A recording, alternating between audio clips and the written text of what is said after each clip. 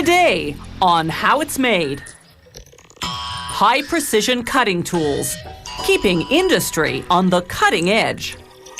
Stained glass, a window on a centuries-old art form. Semi-trailers will bring you loads of information.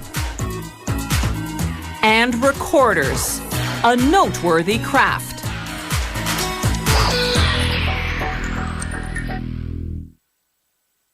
Industrial cutting tools are the metalworking components of factory machinery.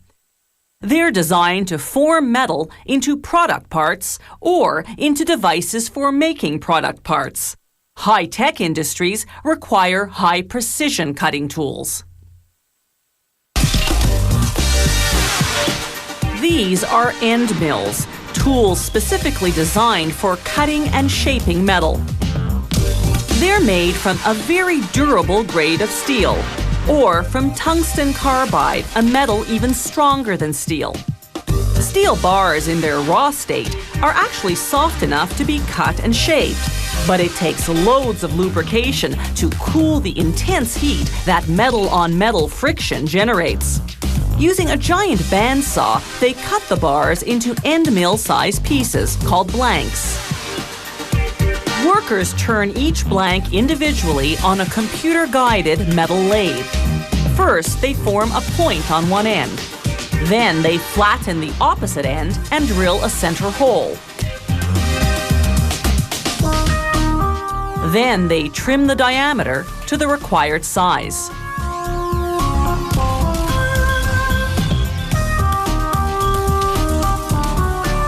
Next stop, a computer-guided milling machine. It works on 3 blanks at a time, carving helix-shaped ridges called flutes. The flutes run almost the full length of the blank. Once again, lubrication is essential to prevent overheating.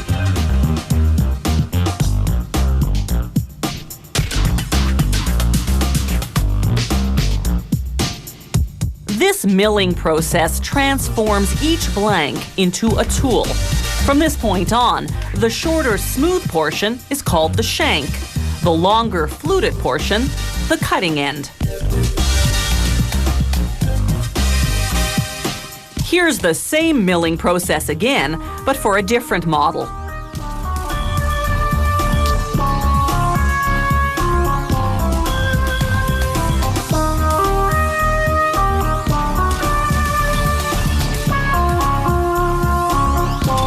Here are both models, before and after.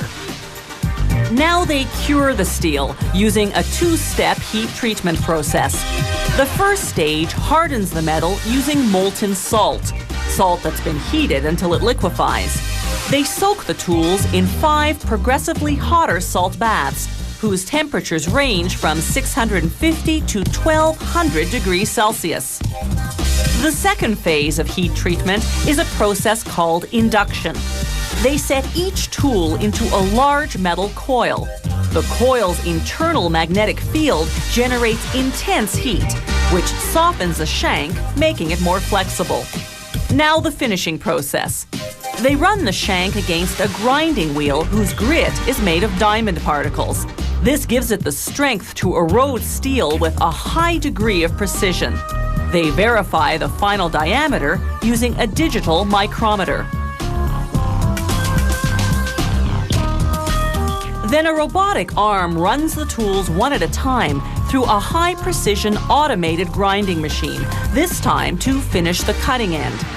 The machine uses diamond grinding wheels to grind the precise cutting angles and finalize the diameter. More complex tools go into this even more sophisticated grinding machine. It too uses diamond wheels and runs robotically. The end mills are now completed. This factory makes high-precision cutting tools primarily for the aerospace and automotive industries, where precision is everything. So at each stage of the production process, the factory verifies measurements using various optical and digital instruments. This sensing probe conducts the final quality control test. It scans each and every finished end mill to ensure that the surface is as smooth as silk. These high-precision cutting tools are now ready to be put to work machining aluminum, titanium, and different types of steel.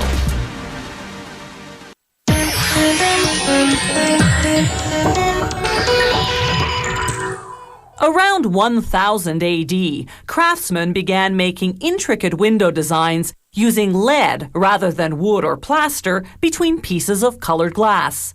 Before long, the church was commissioning stained glass windows depicting religious scenes to adorn the great cathedrals of Europe. You can make stained glass two ways. Using copper foil, a technique developed about 100 years ago by the American artist Louis Comfort Tiffany, or you can use the centuries-old European lead technique, which we're about to see. First, the artist lays a plate of glass over a pattern and traces the parts of the design that she'll cut from that plate. Then she scores her trace line using a glass cutter. A quick snap, and the glass separates neatly. She follows the same procedure with different colors and textures of glass for all the pieces of the design.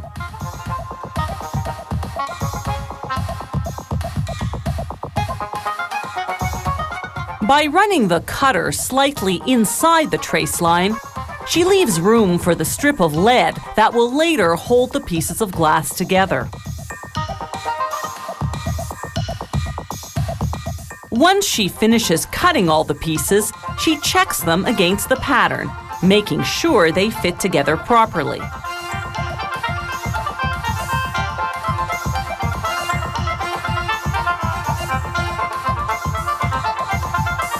Now it's time to assemble the pieces using the pattern as a guide.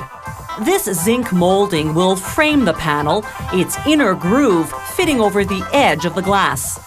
The artist positions this molding along the perimeter of the pattern. Then she drills an L-shaped wood frame into the work table to hold everything in place during assembly. A few nails keep the molding in place.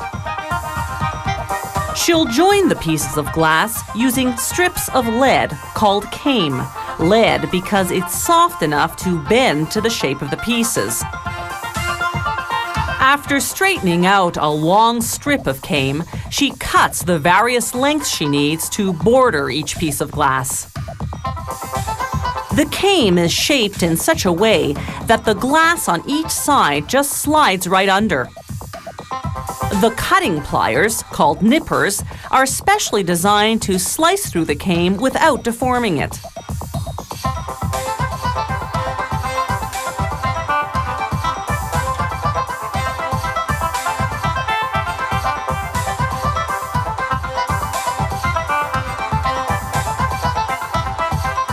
Once the artist finishes assembling the glass pieces, she pushes everything gently against the wood frame. This squares the panel and ensures the pieces fit together snugly. Now she brushes on flux, a type of acid. This cleans the lead came so that solder will adhere well. Using a soldering iron, she applies a bead of lead and tin solder wherever two strips of lead came join. Then she uses a short bristled brush to coat the lead in black putty. This makes the seams watertight and gives the lead a darker, aged look. Finally, she sprinkles on calcium chloride powder called whiting. This sets the putty and polishes the glass and lead to a shine. After 4 painstaking hours, the panel is finished. More elaborate stained glass works feature hand-painted detailing. The artist first prepares a design on paper, then cuts the pieces of glass accordingly. He paints the design outline on the pieces in black, then fires them in a kiln to set the paint.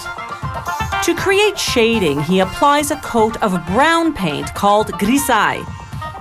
Using a dry brush, he removes it from the parts he wants to highlight, then he fires the glass again.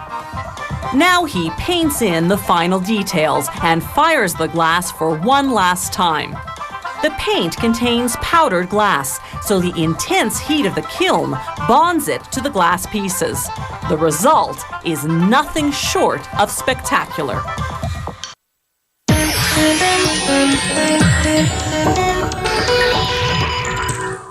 For those of you who flunked Truck Anatomy 101, here's a quick review. The front of the truck where the driver sits is called the cab. The back that carries the cargo is the trailer.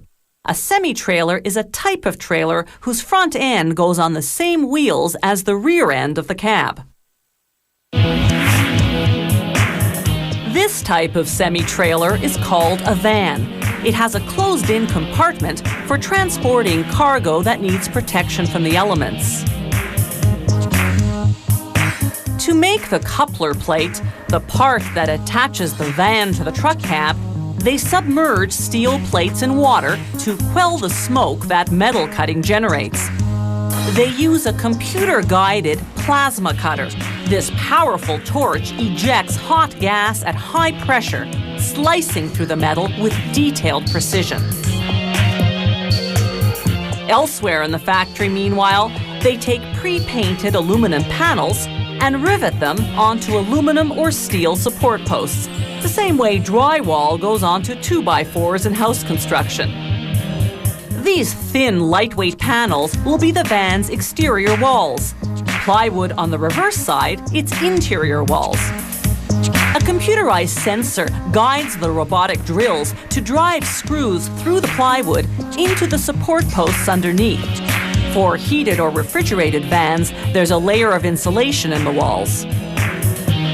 The floor is made of either laminated hardwood or aluminum, screwed onto narrow steel beams. After assembling the walls, the steel door frame, and doors, workers install a steel floor plate at the doorway. This protects the floor from damage when truckers load and unload their cargo by forklift. Workers fold aluminum flashing over the roof's perimeter to prevent water infiltration. Fiberglass roofing like this allows daylight into the van. Aluminum roofing doesn't, so those vans sometimes have electric lighting. Another type of semi-trailer is the flatbed, an open trailer used mostly for hauling raw materials such as logs and pipes. Heavier flatbed models are made of thick, higher-grade steel. Workers cut the bulkier parts using what's called an automatic oxycutter. It combines two gases to create a flame intense enough to slice right through metal. Once cut, the parts have to be formed to the required shape. To do that, workers use what's called a press brake, a machine that applies up to 300 tons of pressure to bend the steel. They measure the result to ensure it meets design specifications.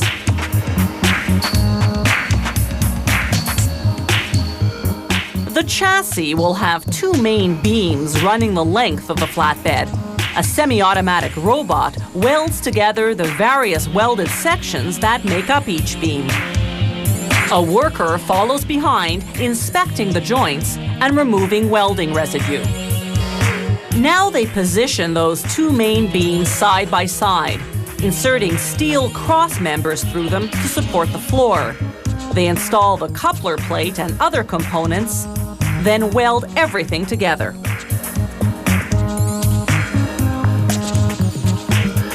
Flatbeds come in extendable versions designed to accommodate loads of various lengths. They extend and retract on steel rollers operated by controls located inside the truck cab. With the chassis complete, they can now work on the axle assembly. Semi-trailers have an air brake system. When the driver applies the brakes, there's a release of air pressure into the brake chambers, triggering the brake shoes to bear down on the brake drums and stop the vehicle. Once the wheels and suspension system are in place, workers install the axle assembly under the trailer.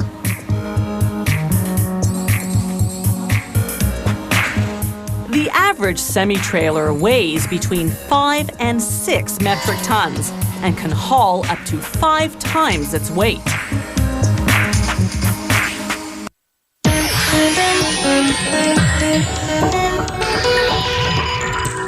A recorder is a type of flute that's played vertically. It consists of a mouthpiece that works like a whistle connected to a tube with finger holes.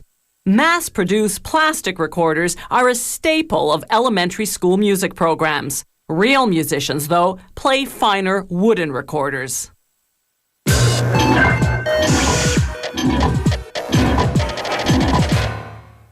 The recorder dates back to medieval Europe, though it was likely modeled after flutes from Asia. Back then, recorders were called flutes, and by 1500, they were among the most popular musical instruments. Around 1750, though, the new transverse flute banished the recorder to musical oblivion. It took a 20th century revival of music from the Renaissance and Baroque periods to bring the long-forgotten recorder some noteworthy attention.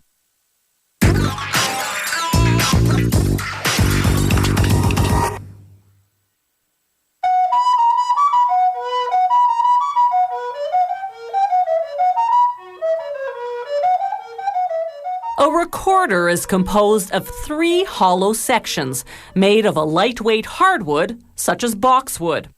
Crafting one section at a time, they find a portion free of cracks, knots, and other faults, then cut away the surrounding wood using a bandsaw. They measure the block's diameter to ensure it's large enough. Then they carefully mark and drill through the midpoint in order to mount the block on a lathe. Precision is critical. The block must be perfectly centered as they round it into a cylinder.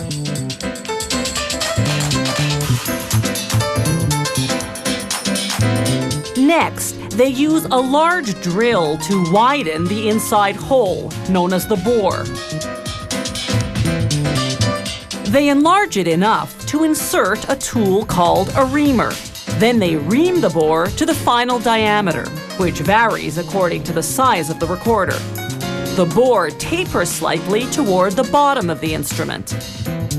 The cylinder, now a tube, goes back on a lathe. The smooth pencil line means the bore is straight and the tube is centered.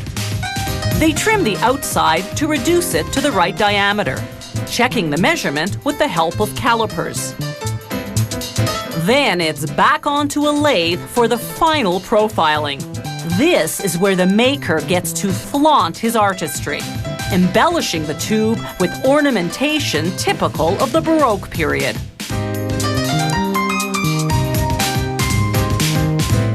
From raw wood to this decorative stage, it takes about an hour and a half to cut and shape the recorder's 3 sections: the head joint, the middle joint, and the foot joint.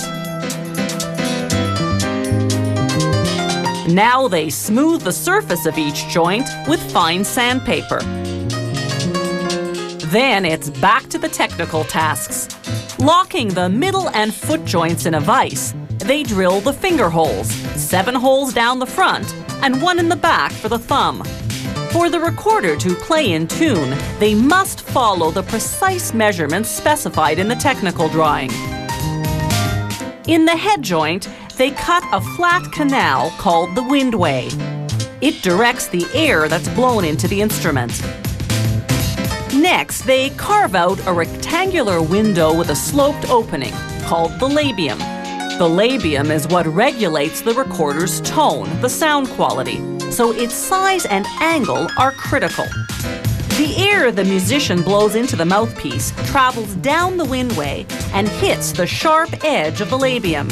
This creates a whistle effect thanks to a block of wood closing off the top of the instrument. They use cedar because it never rots, despite years of hot air and saliva blowing on it. They complete the head joint by beveling the top. This forms the mouthpiece. Now they glue a thin layer of cork around all the joint ends. This creates a snug fit when the instrument's assembled. After testing the recorder's tone and tuning, making adjustments to the workings if necessary, they stain the wood, then wax and buff it to a shine. Recorders have a 2-octave or 16-note range. They come in about 15 different sizes. The longer and wider the instrument is, the lower its register. The shorter and thinner it is, the higher the sound it produces.